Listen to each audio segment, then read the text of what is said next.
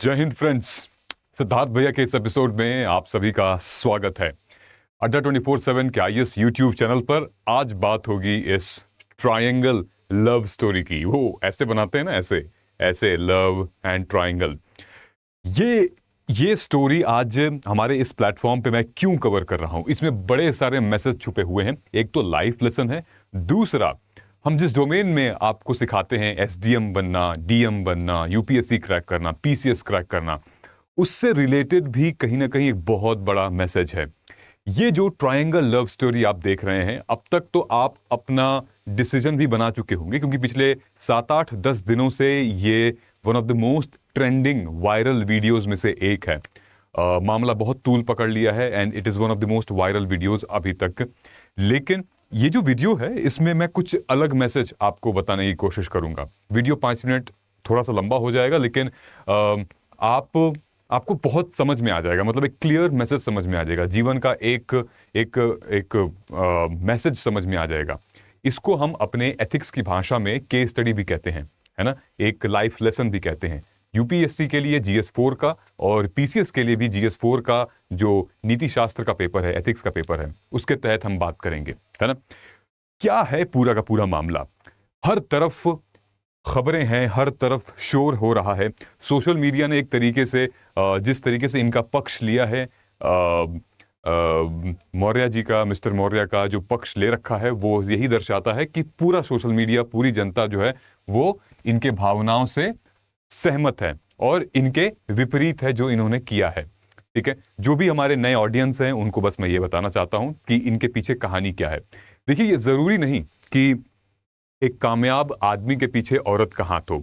बिल्कुल, एक कामयाब आदमी के पीछे औरत का हाथ होता है, लेकिन इसका विपरीत भी है। एक कामयाब औरत के पीछे भी एक बहुत मेहनती आदमी का हाथ होता है ना। इस वीडियो में हम दोनों पक्षों के बारे में बात करेंगे।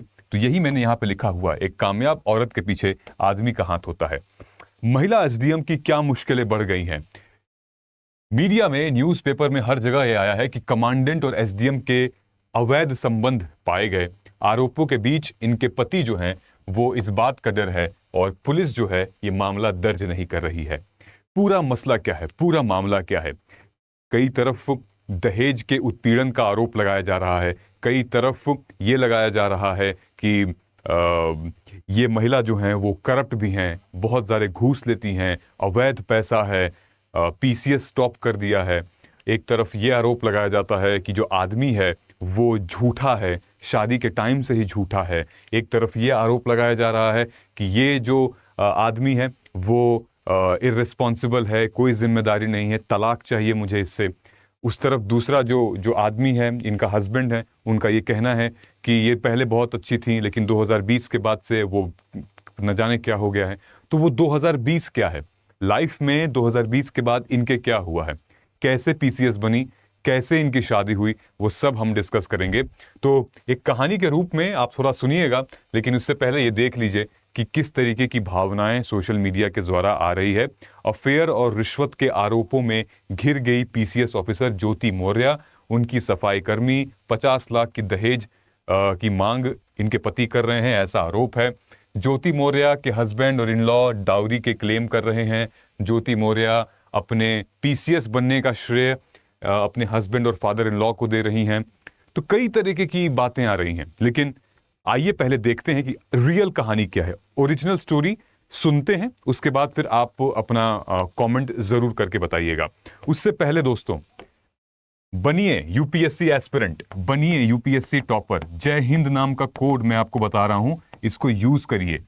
हम एथिक्स पढ़ाएंगे आपको, सब चीज तो पढ़ाएंगे, एथिक्स भी पढ़ाएंगे, नीति शास्त्र पढ़ाएंगे कि भाई रिस्पॉन्सिबिलिटी सिर्फ यूपीएससी या पीसीएस क्रैक करने के बाद नहीं खत्म हो जाती है। आपकी तो जीवन की सबसे बड़ी रिस्पॉन्सिबिलिटी तब आती है जब आप एक इस आधिकारिक तौर पर आप एक अधिकारी बनते हो और आपकी सोशल रिस्पॉन्सिबिलिटी बहुत होती है। समाज के प्रति, सरकार के प्रति और आपके परिवार के प्रति जो जिम्मेदारियां हैं वो बहुत बढ़ जाती हैं। तो आपके इन छोटे मोटे हरकतों से कितना आपको नुकसान होगा, समाज को, आपके परिवार को और सरकार को कितना नुकसान होगा, ये आप सोच भी नहीं सकते हैं। इसके लिए हमने रॉब को बैच को लॉन्च किया है। यहां पर अच्छी बातें होंगी यार, हम लोग केस स्टडी पढ़ाएंगे, है ना। ये जो इंसिडेंट है वो एथिक्स का केस स्टडी है। केस स्टडी को हम समझते हुए हम आगे बढ़ेंगे और आपको क्या करना है, इसको एनरोल करना है। लबासना का ये टिकट है। अगर आपको मेरी बातें अच्छी लगेंगी तो नीचे कमेंट सेक्शन में मैंने एक फॉर्म भरा है, फॉर्म फिल करिए। वहां पे काउंसलिंग करवाता हूं मैं, वहां पे बातें होती हैं, वहां पर यूपीएससी के कौन से कोर्स आपको लेना है, अगर आप कंफ्यूजन है तो वहां पे होता है। तो डिस्क्रिप्शन बॉक्स में कमेंट सेक्शन में फॉर्म है, फॉर्म को फिल कर दीजिएगा, ठीक है। अब हम चलते हैं सबसे पहले यहां पर, ये पूरा किस्सा हम समझते हैं है क्या, हुआ क्या, ठीक है। सबसे पहले हम आते हैं यहां पे इनके और इनके रिश्ते के बारे में, ठीक है। ये है पूरा लव ट्रायंगल। ये हैं अंजू मौर्य, ये आलोक मौर्य, और ये हैं जो जिनकी वजह से पूरा मामला ही डिस्टर्ब हो गया है, ये हैं मनीष दुबे। मनीष दुबे जो कि होम गार्ड के कमांडेंट है, जिनकी पोस्टिंग गाजियाबाद में थी। ये हैं अंजू मौर्य, सॉरी ज्योति मौर्य। ज्योति मौर्य और ये इनके जो हस्बैंड हैं, 2008 में मुलाकात हुई। 2008 में यूपी गवर्नमेंट एक स्कीम लेकर आई थी कि यार बात करो, मतलब उस टाइम पे फोन वोन का तो बहुत ज्यादा डिमांड में हो रही थी, बात करने का टॉक टाइम वगैरह बहुत सारे चल रहा था। तो ऐसी स्कीम आई जहां से ये लोग 24 घंटे में लगभग 12, 13, 14, 15 घंटे बात किया करते थे।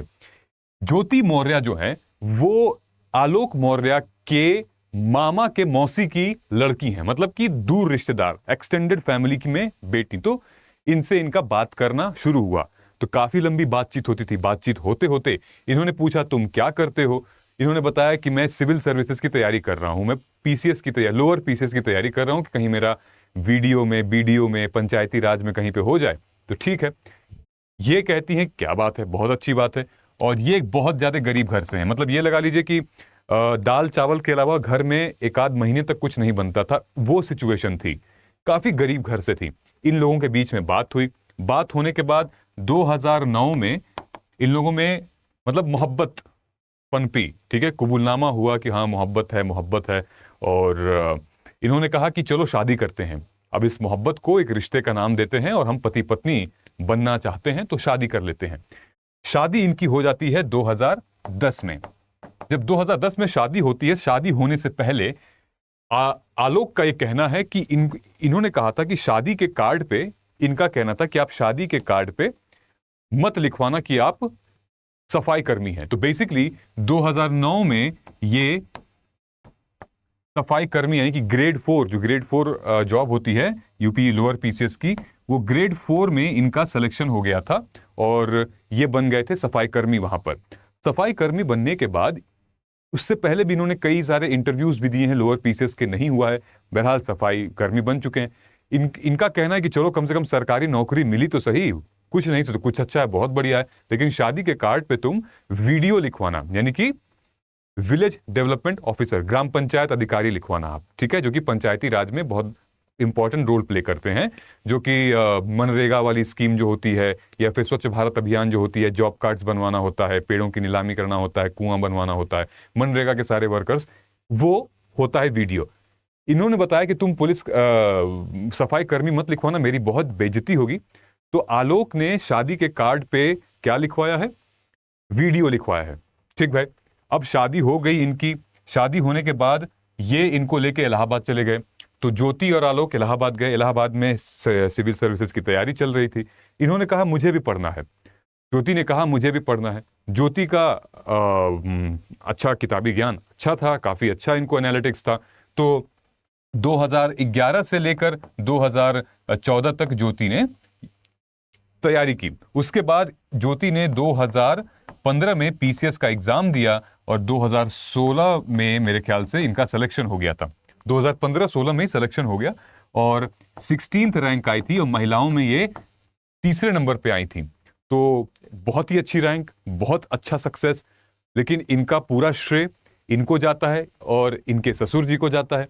तो ज्योति का कहना यह है कि मेरे हस्बैंड और मेरे फादर इन लॉ की वजह से आज मैं सक्सेसफुल हूं। उन्होंने मुझे बहुत मदद किया है, बहुत मेंटरशिप की है, बहुत पढ़ाया लिखाया है और मैं कृतार्थ हूं, मैं ऋणी हूं, मैं बहुत सम्मान करती हूं इन लोगों का।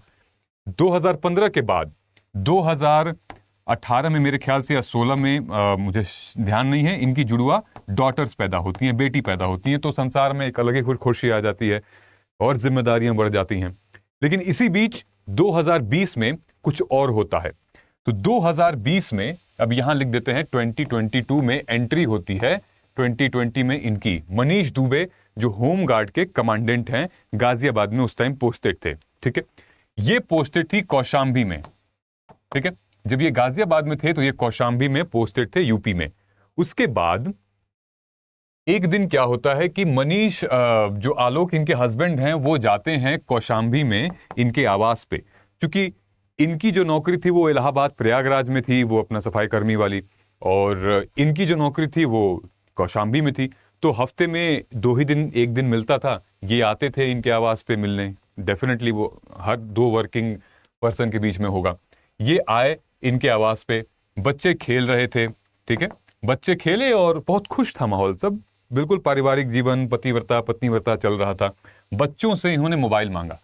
तो 2020-21 में बच्चों से इन्होंने मोबाइल मांगा, बच्चे खेल रहे थे, मोबाइल लिया इन्होंने और बोला कि मुझे कॉल करनी है। वहां पे ये मैडम मौजूद नहीं थी, तब तक मोबाइल लिया और मोबाइल को नेटवर्क ऑन कर दिया। जैसे मोबाइल का नेटवर्क ऑन किया, बड़े सारे मैसेजेस आ गए। वो सारे पर्सनल मैसेजेस थे, कुछ लव यू का था, कुछ कब उठ रही हो, कब जग रहे हो, कब आ रहे हो, कब जा रहे हो, सबका मैसेज था।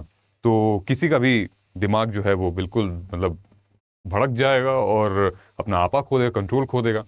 इन्होंने पूछा इनसे ये सब क्या है। इन्होंने कहा कुछ नहीं, बस एक सिर्फ दोस्त है, ऐसे ऐसे बातें चलती हैं, ठीक है।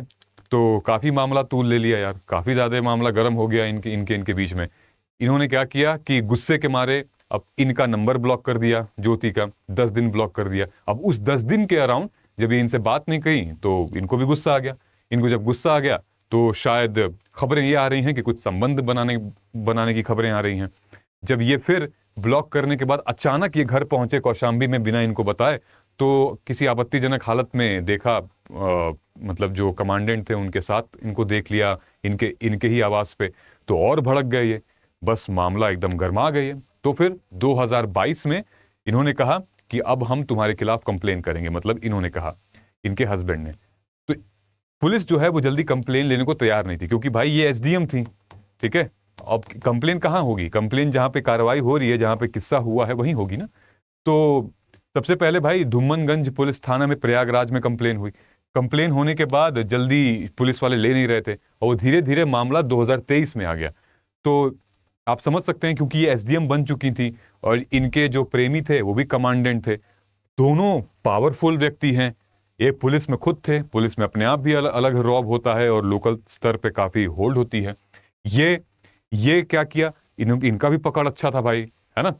तो मामला लेट हो गया और लेट होते होते इनका दिमाग खराब हो गया। दिमाग खराब होते होते फाइनली इन्होंने कंप्लेन को फाइल कर दी। और जैसे ही इन्होंने कंप्लेन फाइल की कि मेरी पत्नी ऐसी है, इस तरीके से सब मामला चल रहा है, ये साक्ष्य हैं, ये केसेस हैं, इन्होंने क्या किया, ये पेपर ऊपर लेके पूरा डिटेल में लेके आया। इन्होंने कहा मैंने बचपन से पढ़ाया है, जैसे सूर्यवंशी मूवी थी, अमिताभ बच्चन ने अपने पत्नी को किस तरीके से मेहनत करके एक कलेक्टर बनाता है, इसमें वो 2.0 एक तरीके से आ गया, कलयुग वाला सिस्टम आ गया है कि पढ़ाता तो है ये, लेकिन पत्नी किसी और के साथ वो एक्स्ट्रा मैरिटल अफेयर कर लेती है।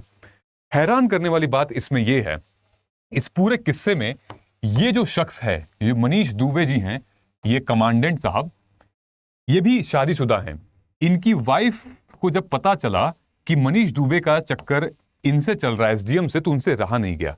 उन्होंने कंप्लेंट फाइल कर दी, एक्स डीजी के सामने पूछा और उन्होंने भी इसके खिलाफ कंप्लेंट फाइल कर दी। जब कंप्लेंट फाइल करी इनकी वाइफ ने इनके खिलाफ, तो ये पता चला कि इनका लगभग 14 महीने, 18 महीने और लगभग 1 साल पहले के 3 ऐसे आरोप थे जो कि महिलाओं ने लगाए थे इनके ऊपर, कि ये गलत कामों के आरोप थे, कि ये जबरदस्ती परेशान कर रहे हैं।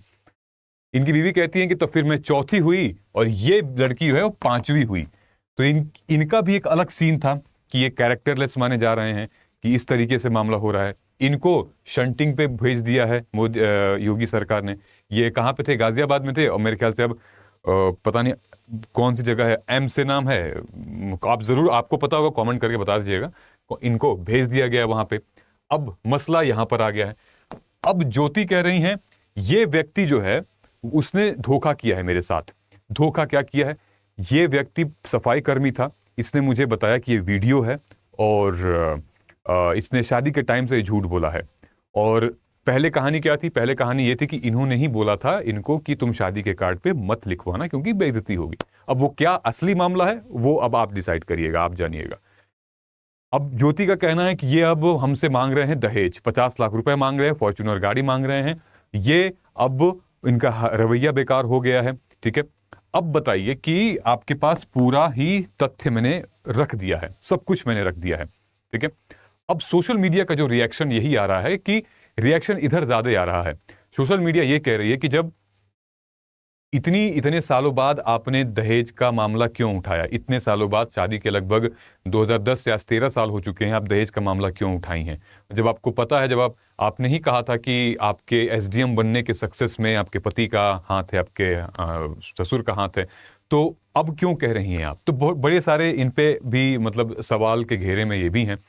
साथ ही साथ ये और गुस्सा आ गए तो इन्होंने क्या किया कि ये पर्चा चिट्ठा पूरा निकाल लिया, जनवरी 2021 का पूरा निकाल के ये बैठ गए कि मेरी जो ये पत्नी हैं जो गलत काम की हैं वो करप्ट हैं और इतने कम समय में वो करोड़पति बन चुकी हैं, यहाँ इसका हिसाब है। इन्होंने पूरा पर्चा चिट्ठा निकाल लिया। ये है उन लोगों की फोटो शादी के टाइम की। ठीक है, अब देखते हैं मसला आगे क्या गर्म लेता है, लेकिन मैं आप सभी से यहाँ लेसन्स के बारे में बात करने आया हूं। अगर आप मेरे साथ यहां तक बने हुए हैं तो शायद आप एक लेसन लेके यहां से जाएंगे।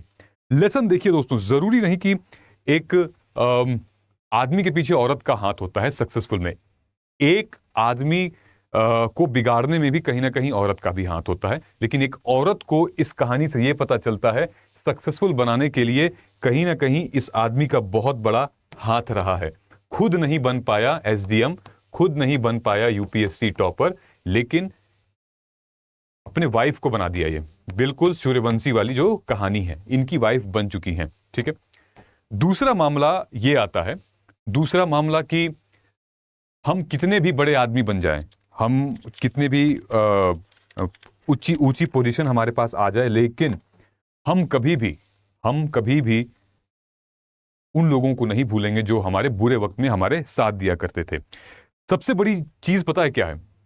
ये मामला उठता नहीं अगर ये नॉर्मल महिला होती, तो कोई सरकारी छोटी मोटी कर्मचारी होती तो ये मामला उठता ही नहीं, क्योंकि ये है एसडीएम, ये है सब डिविजनल मैजिस्ट्रेट। आगे जाके ये डीएम बनेंगी, आगे जाके ऊपर सचिव भी बन सकती हैं और स्टेट में काम कर सकती हैं ये।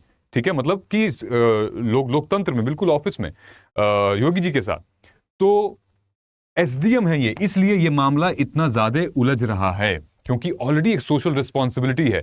जब आप एग्जामिनेशन पास करते हो तो आपको लगता है कि सब कुछ आसान है। नहीं, जैसे ही आप एग्जामिनेशन पास करते हो और पोजीशन पे साइन करते हो, गद्दी पे बैठते हो, वहीं से आपकी सोशल रिस्पॉन्सिबिलिटी, फैमिली रिस्पॉन्सिबिलिटी और जो गवर्नमेंट रिस्पॉन्सिबिलिटी है वो बढ़ जाती है। आपका छोटा सा कदम भी ना पूरे भारत के लिए एक मैसेज बन जाता है, चाहे वो गलत मैसेज हो चाहे अच्छा मैसेज हो।